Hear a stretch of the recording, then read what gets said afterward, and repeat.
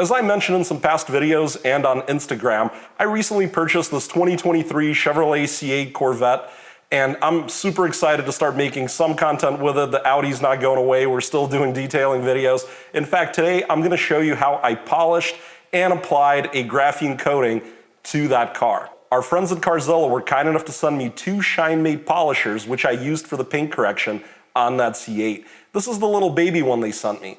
Now at the end of the video, I'll do a little wrap up and I'll talk about my thoughts of these products and how they performed and what I think the longevity might be and who I'd recommend them to. For the coating, I turned to the Adams Graphene Ceramic Advanced formula, which we'll be doing a dedicated video for that'll go through the full battery of tests. But today I'm gonna show you how I applied this on the C8 after the paint correction. We're gonna start in the front of the car, and here I could show you we already have some scratches. You should be able to see them right there, the little white spots. They actually kind of go up the hood. Not really sure what it's from, almost look like somebody's nails or something. I would say the deepest marks are right there. I'll be using these Lake Country pads, which I've used with my other polisher. I think it's just a more interesting test to see how the ShineMate works with the same kind of pad. One thing to watch out for here is we do have a lot of potential for high spots. This is a complicated hood design. Before we get started, I do want to take a look and see how shiny our surface is. Looks like we're somewhere in the high 80s. I'm gonna give this a blast with some detail spray, and I'm gonna throw on some Meguiar's 205 Ultra Finishing Polish, and we'll just do a little bit over here. And we're gonna set the speed to probably about 3 to get started.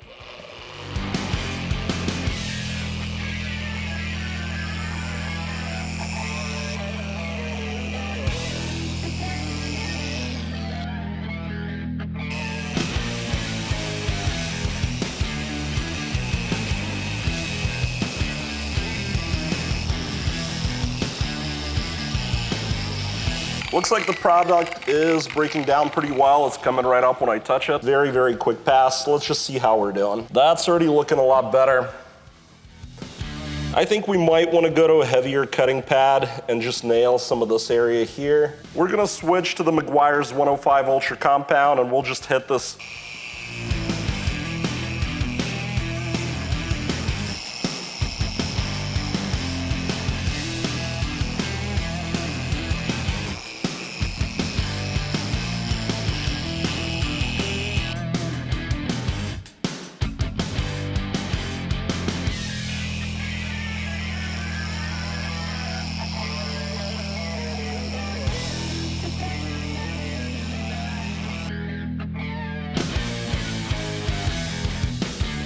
Here, there's just like one bad spot that without wet sanding, I don't think I'll be able to get completely out. And let's hit it with a finishing pad and see what it looks like. I think it's gonna be pretty good.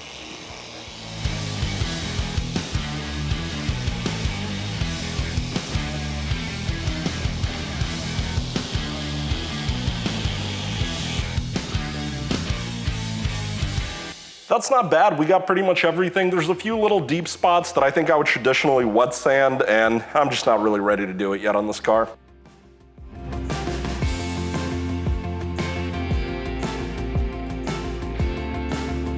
We're now looking at the taillight here, and wow, that black plastic, it is just a swirl magnet. Unfortunately, it's a very common issue when dealing with this kind of material. It just, any kind of washing, any kind of drying, just really swirls it. So let's use the little ShineMate to make that disappear. And we're gonna use the same 105 from Meguiar's.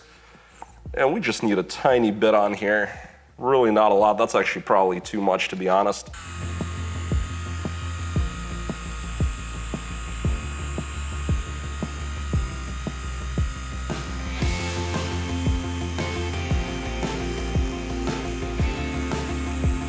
Let's see where that got us. Way better.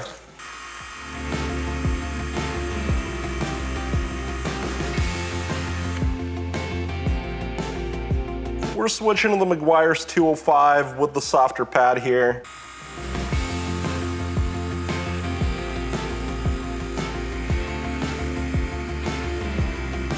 One thing that's been annoying me is these backing plates like to come out of this thing. I set them with that wrench and then, you know, they just come out when I'm done using it. Obviously, if you drop it and get it dirty, you gotta go wash it. That's getting pretty close. Honestly, I think this terry is not soft enough to not mar it. When I clean it up, I might try a different terry.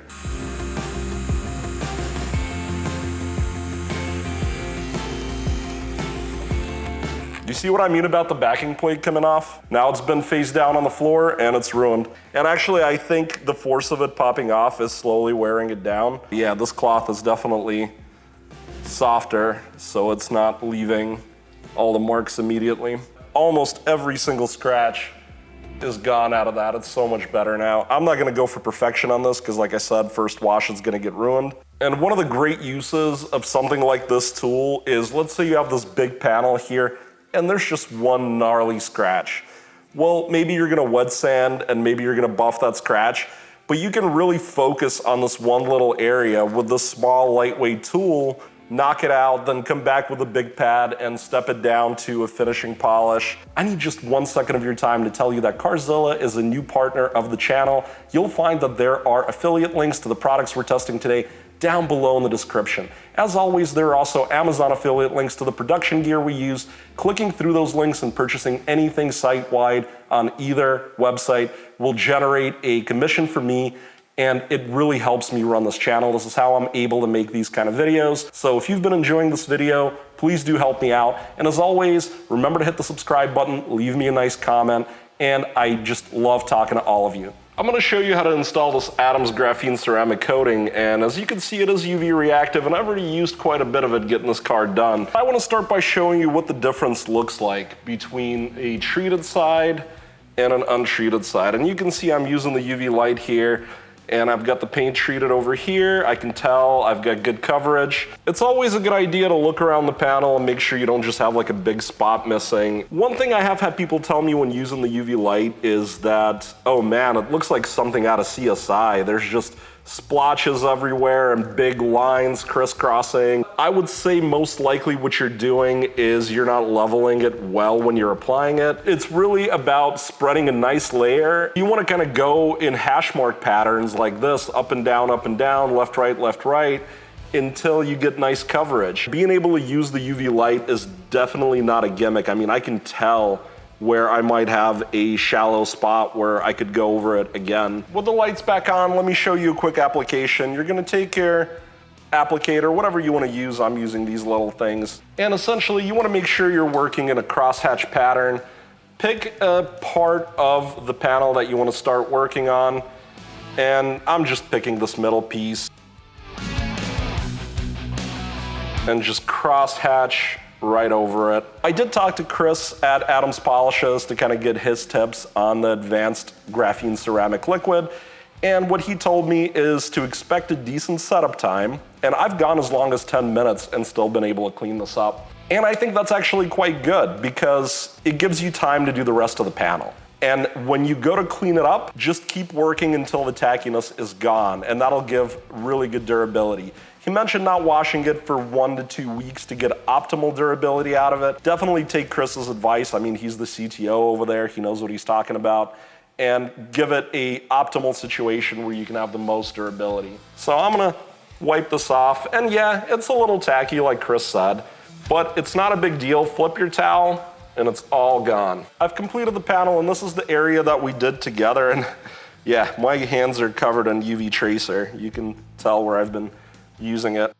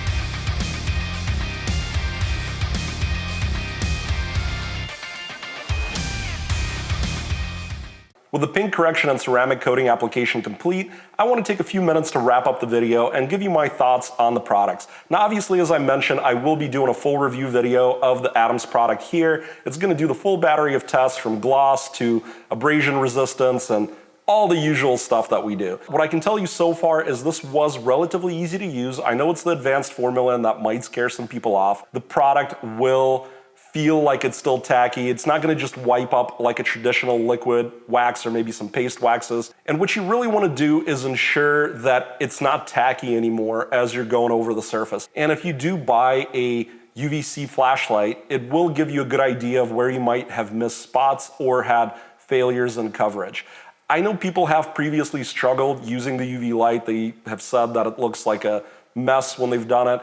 And a lot of that is going to come down to technique. It's all about how you level and smooth out the coating as you're applying it. Let's switch our focuses to the polishers and paint correction, and we'll look at this little guy first. Now it uses these little almost Milwaukee looking batteries. They're not quite the same though. I initially thought, ooh, maybe I can use the Milwaukees. No, they don't fit.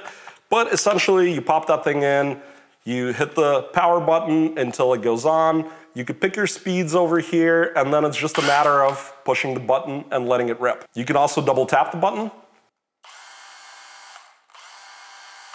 and that will put it into a continuous mode that you can turn off or on by tapping the button again. Now, when you buy this product in a kit, you'll get a whole bunch of goodies. It comes with a ton of little pads and backing plates that will let you start and test out a bunch of different polishing methods, getting into tight spots and other areas where traditional polishing on a larger machine could be very tough. This tool also supports a variety of operating modes that are not just a DA style, like a cam-based polish scrubbing solution.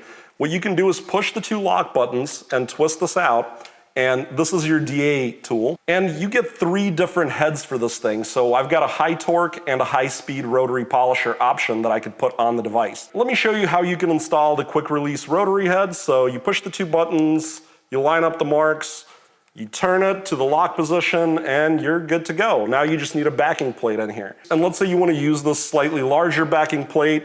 Essentially there's a little, almost like a cam locky type of design. You put it in, and in this case, you can do it by hand. You hold the silver part, you're good to put a pad on and go. If you pop on the DA head and lock that in, you'll notice you can't really get your fingers in there. It has 2 little cutouts here, and when you insert your backing plate, the way you tighten it down is you take this wrench, you made it up. It's easier when I'm not trying to show somebody. And you turn it. It is, on the face of it, a great tool, and I really, really want to like it. There is one flaw that is really, really bothering me, and that is I kept losing the backing plates. You saw how I put it on. As far as I can tell, there's no other way to do it. And at first it was working well, but then at one point it flew off when I stopped running the polisher. You know, went across the room, the pad got dirty, I had to switch pads. As I kept using it, it kept happening, and it started happening more and more. I must have dropped it 5, 6 times, I don't know, maybe more. And what I found is it seems that that little locking mechanism, not on the part here, this locks great, like this part is solid, but just that little cam locky thing, something seems to be wearing down. I'm assuming it's on the backing plate side, the thing that wears down. So the way I was able to finish the job is I went right in here and I stuck just one layer, one tiny little piece of masking tape, and that was enough friction for this to stop coming off. Personally, I'm not quite sure what was wrong with other backing plate attachment methods that could be incorporated into a design like this. I just don't really understand, if I have to go get a tool, how that's really saving me time versus, let's say, just even a screw-in design. I don't quite get it, but I do think it's fixable if they can probably snug this area up a little or choose a different material on the back of the plate. I bet that it could be made to work very well. So I'm really struggling with the verdict for this little guy. I want to like it so much. It's cordless, lightweight, has tons of attachments, overall has a lot of very well thought through features. I like the speed controls on here, I like the double tap thing. It's just that backing plate design. Something needs to be done there. I have a hard time saying like, yeah, go buy this, and then have people tell me that the backing plates are flying off. Now let's talk about this big boy, the EX620, and its features and what I thought overall. So this device here is a very traditional DA style polisher, What that means is that it has more of this sort of action than rotary spinning, or a hybrid action of rotary spinning and very short throws. And I'll show you what that looks like. It's actually easier to see on the backing pad.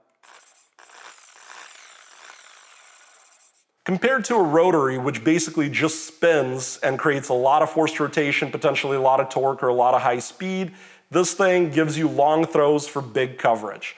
Now, rotaries are something that typically is scary for users. However, I will tell you, you can damage paint with any of these tools if you're not careful. You can certainly overheat paint with a rotary. You can certainly burn through paint with this thing too. You can use any of these devices to great effect. However, if you want to cover a large surface, something like this with its big throws is an excellent option. Where it may struggle is hitting tighter corners that may impact and stall the device. I did not find a lot of stalling with this device. I was actually pretty impressed that it was not super susceptible to stalling out, where essentially you're just overpowering what the device can do. I like that they put a nice chart here. I like that the pamphlets and instructions are great. They have very easy to understand speed settings and suggestions for their different pads. If you are gonna get this kit, you probably want to order more pads, because you're going to essentially get one of each type of pad. That's not really going to be enough to do a full car without stopping to wash the pads. I would highly recommend getting yourself a finishing polishing pad. In fact, get like 3 of them. And same thing for the medium or light cutting pads. If you have a tighter budget, get the light cutting pads. You're probably just starting out. You may not be comfortable using a heavy cutting pad. And don't chase every scratch. This is actually how people get in trouble, is they see a scratch, they may not understand that's gonna take wet sanding, or maybe that scratch is not fixable, and they don't know where to manage expectations. I think one of the most attractive things about this device is the price point. For somebody just starting out who may be doing their first car at home, maybe somebody that does detailing on the side and wants to try their hand at paint correction, if you were to get my usual polisher that I use, which is the Flex 3401, you'd be spending at least $200 more. Now, I don't know how well this device will hold up long term. I will keep using it because I've enjoyed it. One little annoyance that I've noticed is the cord is quite cheap. It tangles a lot.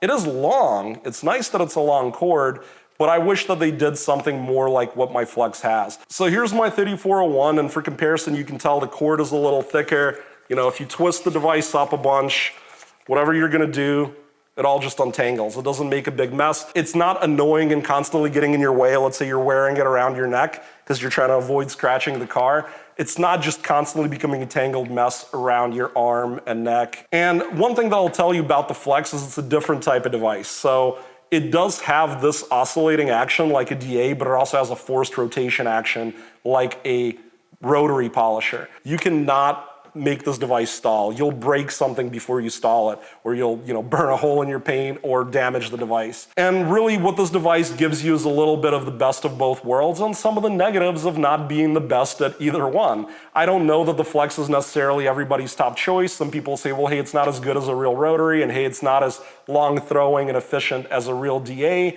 Personally, I've just loved the performance of it. I'm able to cut fast, and I'm able to not have stalling issues when I need to go around contours and other things where things can get a little jammed up with a backing plate on the pad on there. So I do like my Flex. Really, both of these devices are very capable, and you have a big savings going with the ShineMate device. I hope this video was interesting and informational for all of you out there. If you're not familiar with my channel, it's a detailing based channel. We do a lot of tests on products that get very in-depth and nerdy to really figure out how products perform. Furthermore, we do kind of general detailing videos, and also I like to mod cars quite a bit. So if you want a nice mix of car mods and detailing, this might be the channel for you. I hope to see you down below in the comments. Please do remember to subscribe, ring the bell, and leave me a thumbs up. I'll see you again real soon.